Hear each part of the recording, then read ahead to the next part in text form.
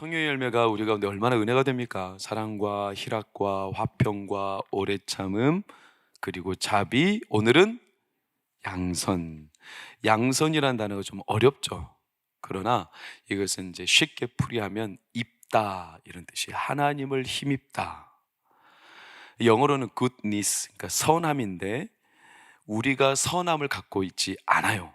사실은 하나님이 우리에게 선함을 입혀주셔서 에너지를 공급해 주시니까 우리가 선하게 행할 수 있어요. 이게 하나님을 힘입다. 옷을 입는 게 얼마나 중요한가요? 우리가 단순한 상식이지만 추워지면 옷을 바꿔 입고 옷을 바꿔 입음으로 몸에 이렇게 체온이 유지가 되잖아요. 그 저녁에 쌀쌀해요. 요즘에 이번 주 이제 또 추워진다고 그래요.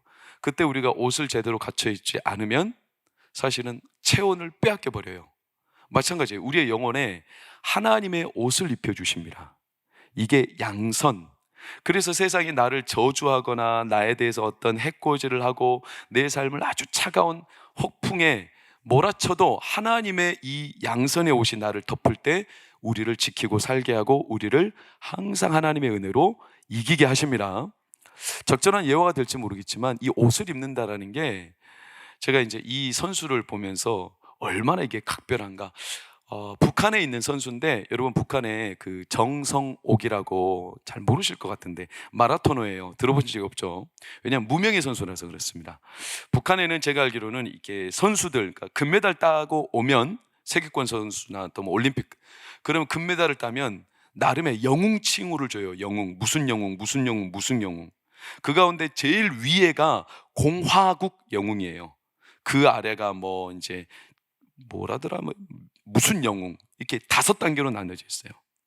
근데 이 정성옥 선수가 제1단계 공화국 영웅이 된 사람이에요. 그러니까 이게 너무나 북한의 역사상 없던 일이에요.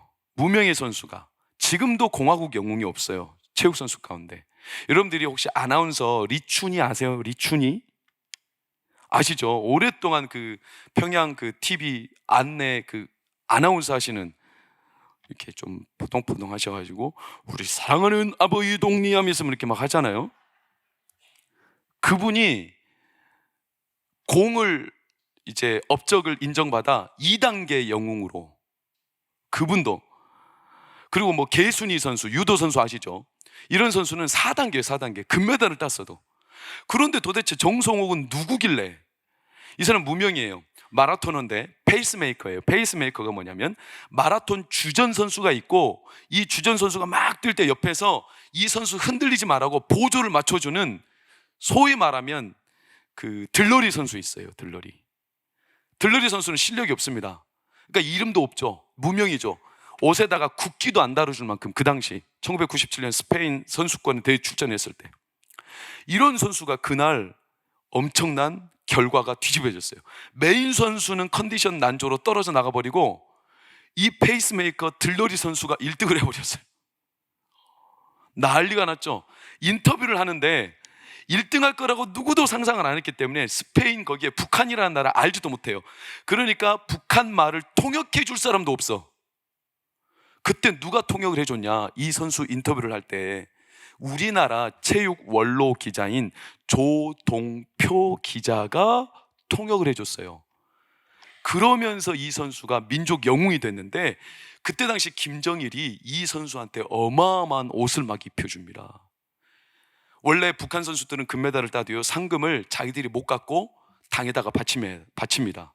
그런데 상금 다 너에게 가져라 5만 달러 그리고 아파트 주죠. 그리고 벤츠 자동차 주죠. 그리고 그 여인을 칭호하기 위해서 영화를 만들죠. 그리고 이 여인을 이렇게 영웅시해가지고 막 각종 브랜드에다가 막 알리죠. 도대체 얼마나 해야 성도님들은 감탄 안 하고 놀랄지 모르겠지만 아무튼 그렇게 민족 영웅이 돼서 지금은 어떤 여인이 됐냐면 북한의 최고 인민위원이 됐어요. 이게 어떻게 가능할까? 전무후무한 역사인데 그 사람이 우승하고 한마디 소감 때문에 그 소감이 뭐였냐? 그 당시 조동표 기자가 통역을 해줬는데 어떻게 1등을 했습니까? 라는 스페인 기자의 물음에 이 정성욱 선수가 통역을 하면 이거예요. 결승 지점에서 장군님이 어서 오라고 불러주는 모습이 떠올라 힘을 냈습니다. 내래 결승전에서 장군님이 저 멀리서 힘을 내라고 해가지고 제가 우승했습니다. 그럴듯하지 않아요? 제가 막 북한 사람도 아닌데. 그래서 김정일이가 너무 기뻐가지고 막 쏟아부어져 버린 거예요. 북한에 지금도 나라가 전국이 불안불안할 때 이 라이징 스타를 홍보를 하면서 너희들도 이 사람처럼 국가에 충성해라, 이렇게 홍보 인물로 쓰인 사람. 여러분, 이게 얼마나, 저 북조선 이야기인데 그 폐쇄 국가가 사람을 인간 취급도 안 하는 나라가 그 수령이 한 번 옷 입혀주니까 평생을 그 옷이 벗겨지지 않고 그를 따라다니며 그를 얼마나 혜택으로. 여러분, 북조선도 그런데 하물며 저 북쪽의 아바이 동지도 그러는데, 하물며 하늘에 계신 우리 진짜 아바이 수령께서 하늘에 계신 우리 아바이 수령께서 우리에게 옷 입혀주시면 어쩌가시오? 어쩌가시오? 대답해 보시라요. 이럴 때는 뭐라고 대답하냐면 네네 좋습니다, 이렇게 대답하는 거예요. 여러분, 하물며 하늘 아버지가 우리에게 그의 덕을, 그의 선을 입혀주시면 이게 얼마나 대단하겠어요. 이게 양선이에요. 양선. 나를 입혀주신다. 그래서 다윗이 이걸 잘 알아요. 그래서 그가 시편 23편에 뭐라고 고백해요? 6절에 나의 평생의 선하심과 인자하심이 반드시 나를 따르리니, 이렇게 말해요. 여러분, 이 양선이 오늘 말씀에 방금 말씀을 띄우세요. 6절을 보시면 빨간색 시작,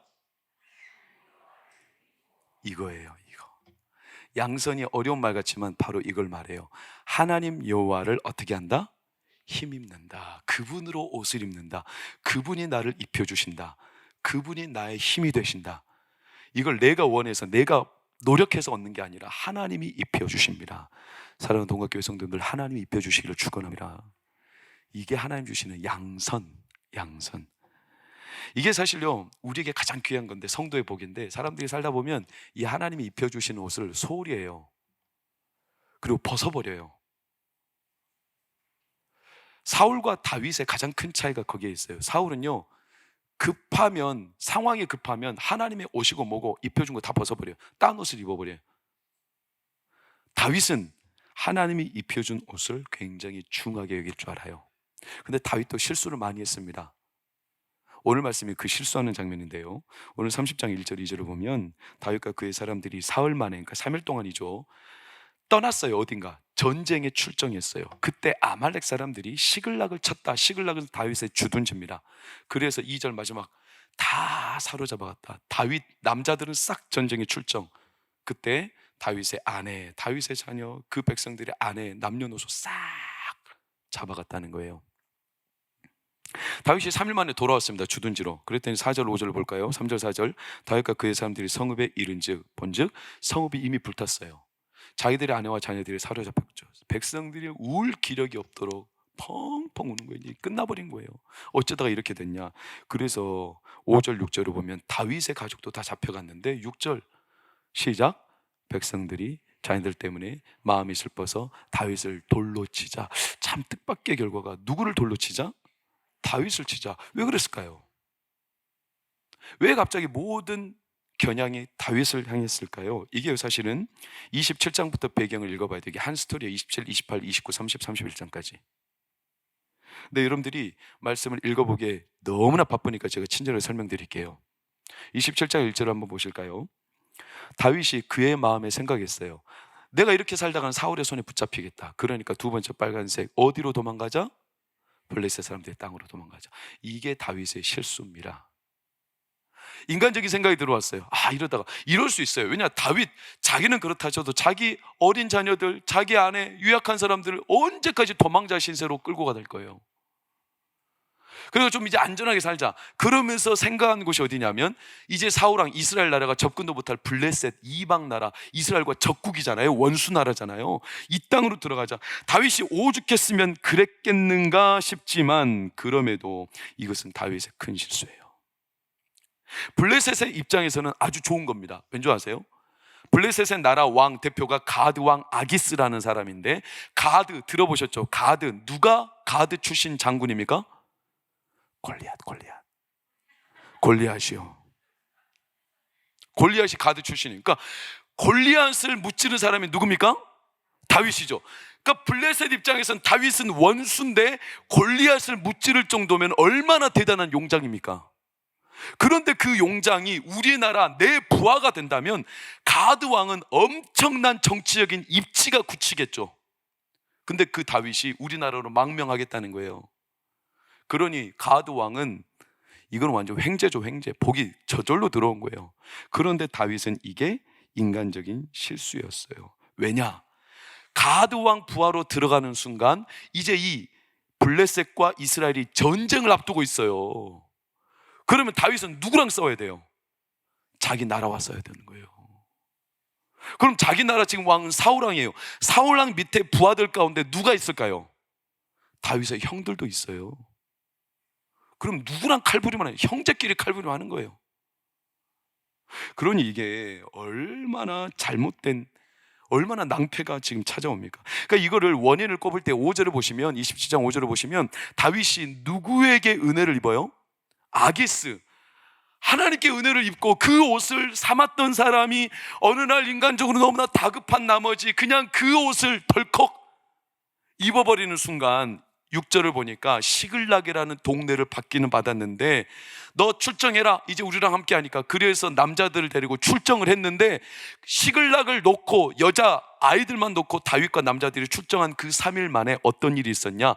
남쪽에 있는 아말렉이라는 강도떼들이, 야비한 강도떼들이 시글락을 침략해서 다윗의 모든 식솔들을 싸그리 다 잡아가 버렸어요. 그러니까 백성들이 열받았어요. 그래서 누구를 돌로 치자? 다윗을 돌로 치자, 이렇게 나온 거예요. 여러분, 참 3일이면 짧으면 짧고 길면 긴데 3일 동안 무슨 일이 일어날까요? 사실은 우리는 3일 무슨 일이 일어나겠어 이렇게 생각할 만하죠. 그 3일이 무슨 대단한 거라고. 그런데 그렇지 않아요. 3일 동안 이런 사단이 일어날 줄 누가 알았겠어요? 여러분, 우리 인생사가 참 비슷합니다. 3일 동안 무슨 일이 일어나겠어요? 옆에 계신 분들이 혹시 그러면 절대로 유혹당하면 안 돼요. 집사님, 내가 진짜 좋은 투자처를 알았는데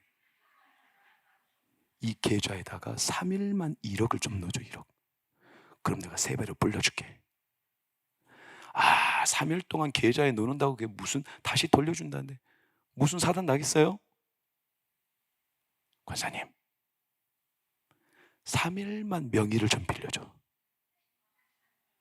내가 진짜 좋은 땅 부동산 하나 줄게. 혹하면 안 됩니다. 안 됩니다. 그런 분들 있으면 오늘 멈추셔야 됩니다. 오늘 제가 멈춰드린 겁니다. 저한테 한턱 쏴야 됩니다. 3일 동안 무슨 일이 일어나겠냐? 그런데 이런 사단이 난 거예요, 여러분. 사람이 다급해지면 판단력이 흐릿해져요.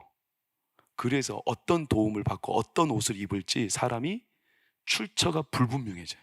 근데 덥석 잡아버려요. 다윗도 사람인지라.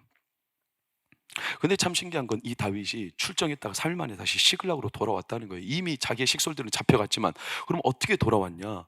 이게 전쟁에 출정을 안 했어요. 아니, 못했어요. 이게 하나님의 섭리입니다. 하나님이 막아주신 거예요.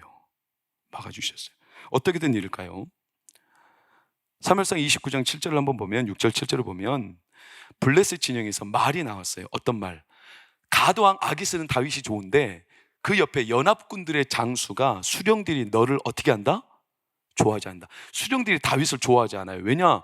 그 사람들은요, 다윗이 위험인물인 거죠. 아니, 우리 골리앗을 죽였는데 저놈이 언제 어떻게 우리를 뒤통수를 쳐버릴지 모르는데 우리가 뭘 믿고 쟤랑 같이 연합을 해? 안 된다. 불안하니까 나가라고 그래. 그래서 가드왕 아기스가 7절을 보면 울며 겨자 먹기로 다윗을 돌아가라고 그러는 거예요. 여러분, 이게요, 얼마나 절묘한 타이밍에 하나님이 다윗을 막아주신 건지.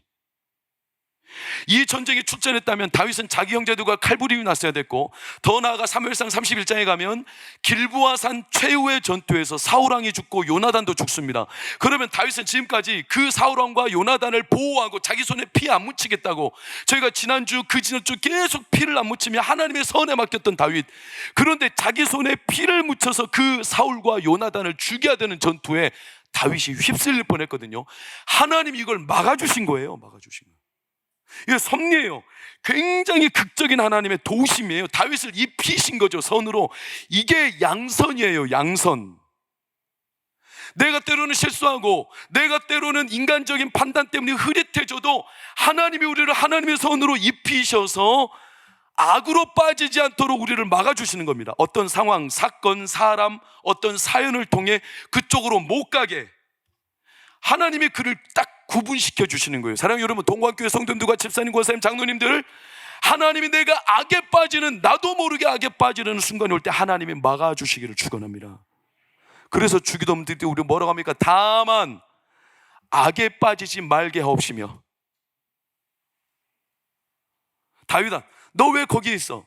너가 입었던 옷이 그런 옷이 아니잖아.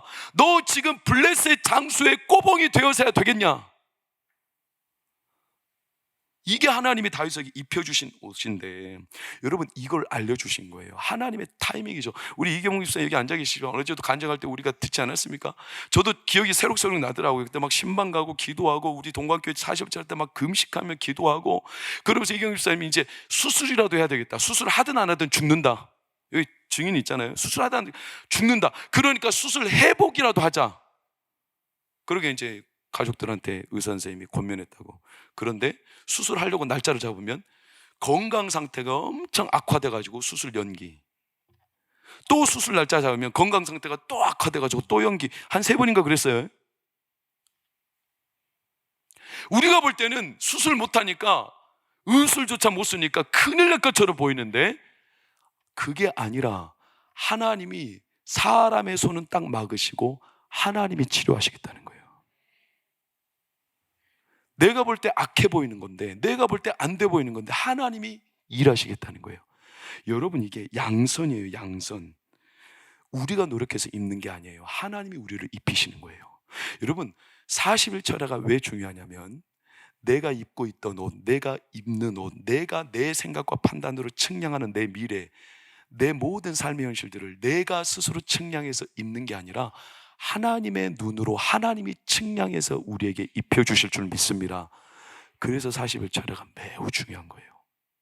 하나님의 측량을 우리가 보고 듣고 생각하고 이걸 간증할 수밖에 없는 하나님의 역사가 일어날 줄 믿습니다. 여러분, 이 상황을 다윗이 알아들은 거예요. 아, 내가 잘못했구나. 이 시글락에서 자기 식솔들이 인질로 잡혀간 거 보면, 그래서 6절에 뭐라고 하는 거예요? 다윗이 정신 차리고 다시 하나님 여호와를 어떻게 했다? 힘입었다. 다시 힘입었다. 여러분, 늦지 않았어요. 하나님은요, 내가 지금 정신 차리고 주께로 돌아오고 하나님의 은혜를 입기를 원합니다. 그러면 오늘이라도 하나님의 은혜를 입혀 주십니다. 언제나 받아 주십니다. 여러분, 확실하게 입혀주세요. 얼마나 확실하냐면, 누가복음 15장에 탕자가 아버지의 재산 다 탕진하고 돌아오기가 너무나 면목없고 죄스럽고, 자기는 이제 아들이 아니다, 종이다, 종, 나를 노예로 삼아 주십시오, 이런 마음을 안고 아버지한테 어쩔 수 없이 먹고라도 살아야 되니까 돌아가는데, 이때 아들의 마음이 아들로서 마음이 없어요. 저주. 자기는 이미 죄인 중에 죄인, 어떤 옷을 입혀줘도 자기는 아들이 될 수 없다는 이런 죄책감, 나는 이제 다시 소생할 수 없다, 이런 아들의 마음을 아버지가 알았을까요? 아버지는 아시죠. 그런 아들의 연민과 자기의 이 자괴감을, 그 아들의 심각한 초라함을. 그러니까 아버지가 아들이 돌아올 때 어떻게 하냐면, 적당한 수준으로 아들이 갖고 있는 이 죄책감을 뿌리쳐낼 수가 없어요. 그러니까 아버지가 어떻게 한 줄 아세요? 누가복음 15장에 그대로 등장해요. 제일 좋은 옷을 입히고, 제일 좋은 신발을 신기고, 금가락지를 끼우고, 그리고 살찐 소를 잡아요. 이게 한마디로 왕궁에서 잔치가 벌어지듯 내 아들이 돌아온대. 엄청나게 오버하며 과하게. 왜요? 이 정도는 입혀줘야 저 자녀가 내가 죄책감이 심한데도 아버지가 나를 이렇게 사랑하시는구나, 자기 죄책감을 이겨낼 수가 있어요. 여러분, 이게 아버지의 마음이에요. 근데 옆에서 큰형은 그 둘째 탕자를 보면서 못마땅하죠. 저런 놈한테 무슨 저런 옷을 입히냐고 막 시비를 걸죠. 언제나 그런 사람들이 있어요. 여러분, 요셉도 채색 옷을 입었습니다. 그렇지 않습니까? 야곱이 채색을 입었더니 형들이 시기하고 질투하며 구덩이에 빠뜨려버리고 막 돌로 쳐 죽이려고. 근데 야곱 아버지의 마음을 몰라서 그래요. 물론 불공평할 수도 있죠. 그러나 야곱은요, 사랑했던 아내 라헬이 고향도 아니고 노정에서 죽었어요. 노정에서, 길에다가 묻어 죽었어요. 아버지가 얼마나 마음이 적적했어요. 그 남은 아들한테 애정을 그렇게 베풀어 준 거예요. 근데 아들들은 그 마음을 몰라. 그러니까 막 시비를 걸어 요셉을 팔아버리잖아요. 항상 우리가 하나님의 은혜, 이 양선을 입고자 하나님이 은혜 주실 때 옆에서 선동하고 시비 거는 자들이 있어요. 못 입게. 너 같은 게 무슨 그런 옷이 합당해? 네 주제에 무슨 그런 옷을 입을 수 있다고? 네 꼴을 봐라. 막 이렇게 하면서 우리 심령에서. 그게 누구냐면 여러분, 마귀입니다. 마귀. 내 주제 파악하라는 거예요. 네, 맞아요. 내 주제가 그런 옷을 입을 수 있는 자격이 없죠. 그런데 아버지가 그렇지 않다니까요. 아버지가, 우리 하나님 아버지가 입혀주고 싶으시다는데. 다윗도요, 그 급한 상황에서 자기가 인간적인 실수를 했는데 옆에서 계속 선동하는 작자들이 있었어요. 22절 한번 보세요. 불량배들이라고 해요.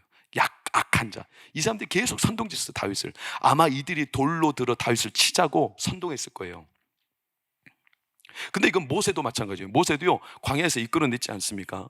근데 민수기 11장 4절을 보면 모세에게 우리에게 먹을 거 왜 안 주냐, 물 왜 안 주냐 이러면서 선동해가지고 돌을 들어 치려는 일이 일어나요. 그때 선동한 자들이 민수기 11장 4절에 정확하게 기록됐어요. 그들이 누구냐면 탐욕을 품은 잡족들이 있어요. 잡족들.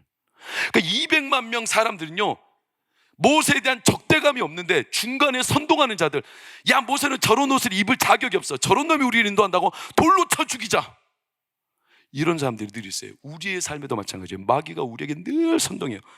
어떻게 그런 옷을, 아버지 하나님 가능합니까? 네 주제에 무슨 그런 옷을, 이렇게 선동하는 자들이 항상 있다는 사실을 여러분 기억하셔야 합니다. 그때 우리의 마음에 얼마나 큰 죄책감이 있냐면, 마귀가 그렇게 불화살을 쏴대면 내 스스로 깜짝 놀라가지고 나에게 이 옷이 나도 안 맞는다고 스스로 생각하는 거예요. 그러니까 하나님의 은혜를 마음껏 사모하며 누리지를 못해. 사실은 마귀가 우리를 시기해서 그러는 거예요.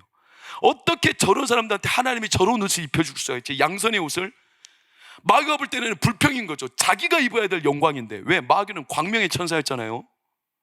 그런데 인간은, 죄송합니다만 인간은 광명의 천사에 비하면 진짜 쓰레기 같은 존재라고 자기가 생각하는 거예요. 그런데 하나님이 막 빛난 옷을 입히니까 마귀가 참아내지 못하는 거예요. 여러분, 이렇게 선동할 때 선동당하는 자들이 있어요. 그래서 하나님이 입혀주신 하나님의 은혜의 옷을 너무나 급한 마음에 벗어버리는 자들이 있어요. 그 대표적인 인물이 누구냐면 사울이에요. 사울은 어땠습니까? 여러분, 다윗이 이렇게 급해가지고 인간적인 실수했지만 다시 하나님의 옷을 입고자 할 때 사울은 똑같은 전쟁을 치르는 상황에서 어떻게 했냐면 28장 3절 4절을 보세요. 사울이 사무엘이 죽었다는 소식을 들었습니다. 사무엘 민족의 영웅 지도자 아닙니까? 너무나 사울이 죄책감, 미안함이 들었어요. 그동안 하나님을 따르지 못했다는 미안함. 그래서 사울이 늦게나마 사무엘의 뜻을 따르고 하나님을 신뢰하겠다 하여 행동한 게 뭐냐면 중간에 빨간색 신접한 자 박수들을 그 땅에서 쫓아냈다. 무당들을 다 척결했다는 거예요. 내가 이제 미신 따르지 않겠다. 내가 더 이상 세상 방식 안 따를 거야. 나 더 이상 세상의 옷을 입지 않을 거야. 하나님의 옷을 입을 거야. 이렇게 여기까지 사울이 잘했는데 문제는 뭐냐?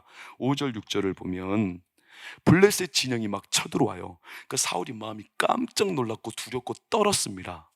그때 하나님께 물어요. 하나님, 저에게 답을 주세요. 제가 하나님의 도움을 잊기를 원합니다. 이렇게 했는데 하나님이 대답을 안 해요. 왠지 아십니까? 사울이 진짜 하나님을 따르기로 확고한지 그 마음을 시험하시는 겁니다. 얘가 또 변덕스럽게 하나님을 그냥 붙들었다가 또 놔버릴 거 아닌지 잠시 시험하시는 겁니다. 그러면 사울은 이때 하나님을 붙잡아야 돼요.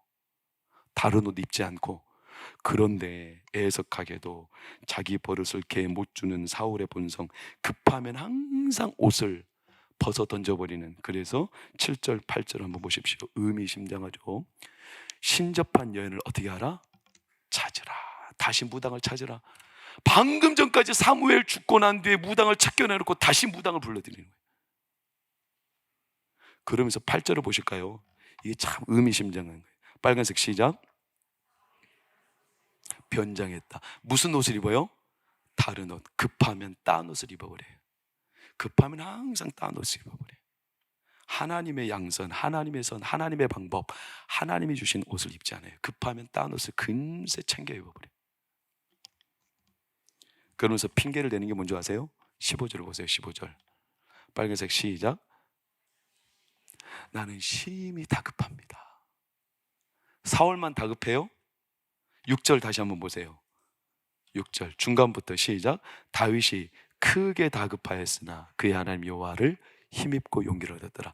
사울도 다급하고 다윗도 다급해. 둘 다 다급해.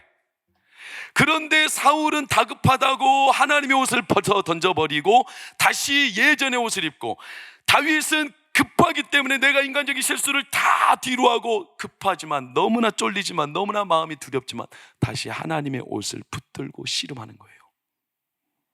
여러분, 하나님께서 이 다윗을 얼마나, 이게 하나님이 성도들을 기뻐하는 옷이에요. 하나님께서 우리에게 하나님의 방법대로 하나님의 선을 입혀주시기를 원하십니다. 그게 성도의 복입니다. 복.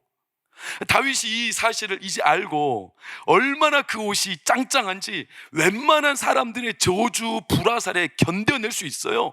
아랑곳하지 않아요. 몇 번 실수하더니 다윗이 이제는 내가 하나님의 옷을 벗지 않겠다. 그래서 그가 내 평생의 선하심과 인자하심이 반드시 나를 따르리니 이렇게 고백하는 거예요. 다윗은 원래부터 항상 하나님의 옷이 자기에게 맞았어요. 우리 언제 알 수 있어요? 골리앗과 싸울 때 기억해 보세요. 이 유명한 장면 아닙니까? 골리앗과 싸운다고 17살밖에 안 된 앳된 얼굴에 다윗이 나왔을 때 사울은요 다윗에게 자기 옷을 입혀줬어요.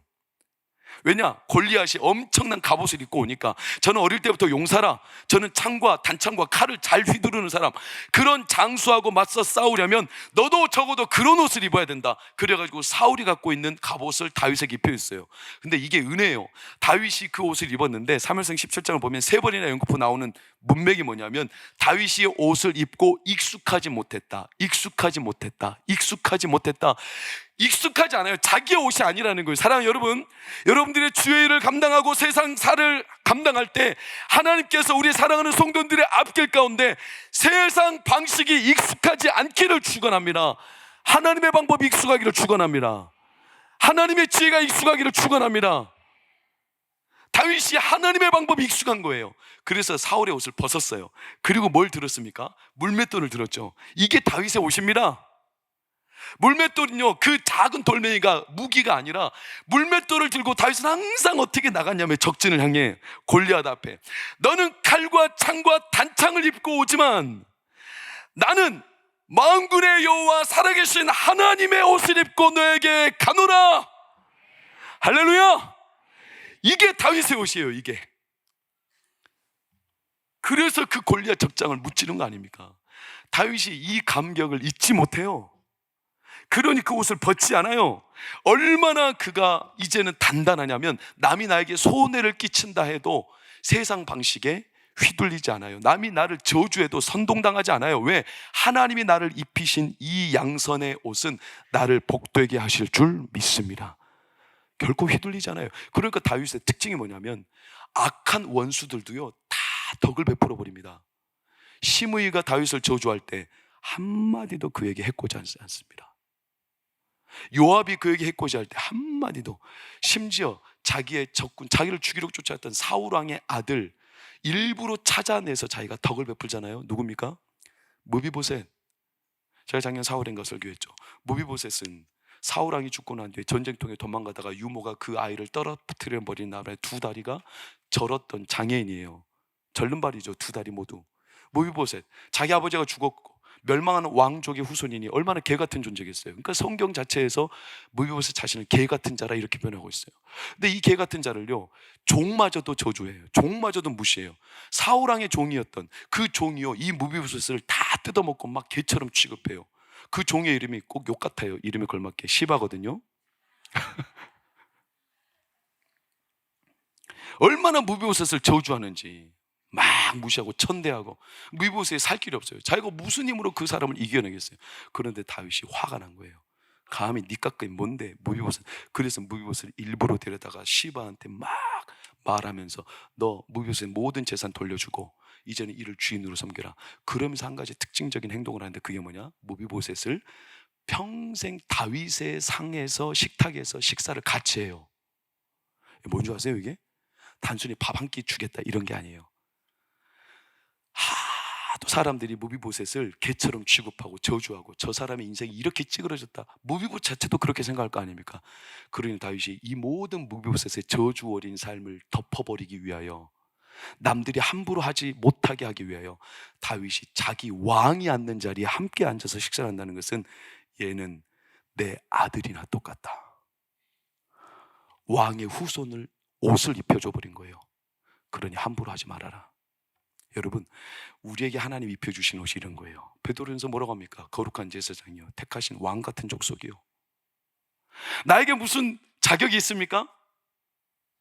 세상에서 남들이 저주해도 아무 말도 못할 만큼 내 가련한 인생, 내 삶, 내 가정, 내 건강, 내 삶을 들여다보면 아무것도 없는데, 그런데 아버지 하나님 나를 그렇게 입히신다니까요.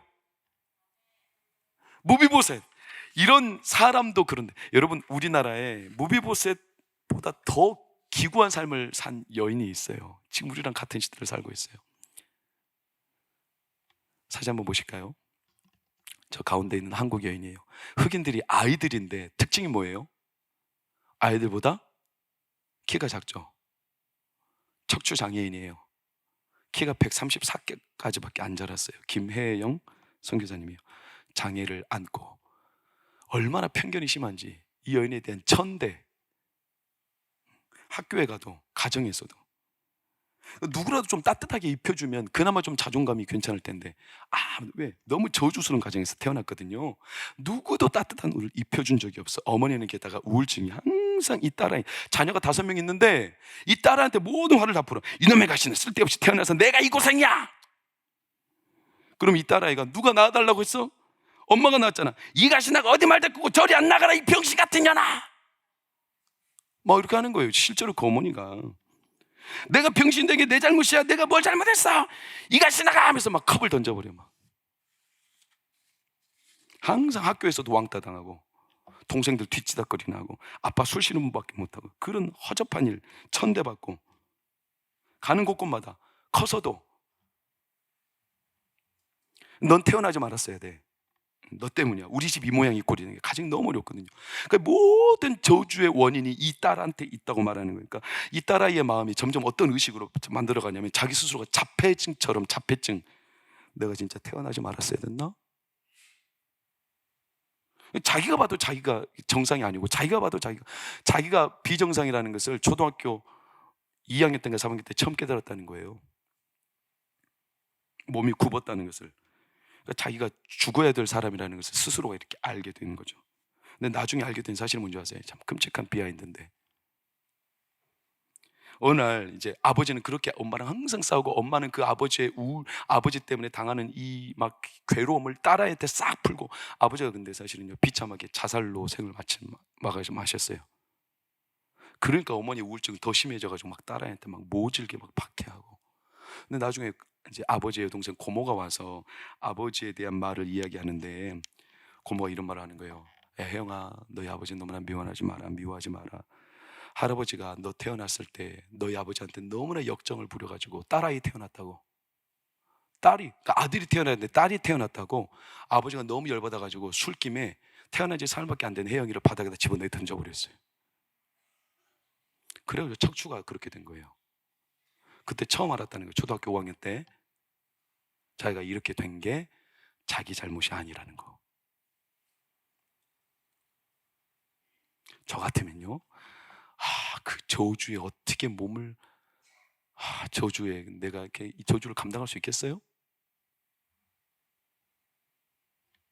그런데도요, 아버지 자살원한데 어머니의 심각한 우울증, 그러면서 더 막 모질게. 그 어머니의 대사를 한번 들어보세요. 저는 책을 읽으면서 너무나 막 가슴이 메워지는 게요, 이놈의 가시나 아주 나가 되잖아. 네가 너희 아버지 잡아먹었다. 그러니까 세상이 이 혜영이에게 입혀주는 옷이 따뜻한 옷이 하나도 없어요. 편견, 선입관, 너는 죽었어야 돼, 너는 태어나지 말았어야 돼, 네 때문에 우리 가정이 이래, 너 때문에 우리 아버지가 죽었어, 너 때문에 네가 들어오는 게 아니었어. 이런 자의식이 얼마나 어린 시절에 그를 괴롭혔겠어요. 근데 참 신기한 게 뭐냐, 이 김혜영 딸이 어린 나이에 초등학교 5학년 때 12살밖에 아니잖아요. 아버지가 자기를 던졌다, 그래서 내가 이렇게 됐다라는 사실을 알고 이게 내 잘못이 아니구나 라고 안도감을 느꼈다는 거예요. 이게 내 잘못이 아니구나. 14살까지 장애인이 일할 곳이 없으니까 식모살이하고 천대받고 공장에서 이 허드렛 일, 그것도 간신히 얻어서 일하는데, 어느 날 이 안도감을 가지고 내가 이렇게 식모살이로 끝낼 수 없다, 그래가지고 신문을 보다가 신문에 무료 직업 훈련원, 그래서 한남동에 있는 중부기술훈련학교에 들어가게 됐어요. 거기서부터 새로운 마음의 변화. 거기서 만난 최영숙 선생님이 예수를 믿는 사람인데, 그 많은 스토리는 혹시 기회가 되시면 새롭게 하소서 김혜영 선교사가 나와요. 저는 책을 통해서 접했지만 그 사람이 얼마나 사랑에 따뜻한 옷을 입혀줘요. 마음으로. 그러니까 이 여인의 마음에 얼마나 신기한 일이 일어나냐면, 물이 있어요. 이렇게 더러운 물이 있어요. 더러운 물인데 여기다가 필터를 끼우면 그 아래 무슨 물이 떨어져요? 깨끗한 물이 걸러져서 떨어지잖아요. 그 선생님의 이 사랑이 담긴 옷을 입혀주는 순간, 이 김혜영 선교사 이 딸아이의 머릿속에 있던 수많은 저주 섞인 말과 생각과 자기 자의식의 더러운 것들이 이상하게 마음속으로 필터링 돼가지고 깨끗하게 흘러가더래요. 깨끗하게 고였던 물이 흘러가면서 점점 맑아지더래요. 이게 사실 쉽지 않은 일이거든요. 그러면서 이 선생님이 너 교회 다녔으면 좋겠다. 교회 다녔으면 좋겠다.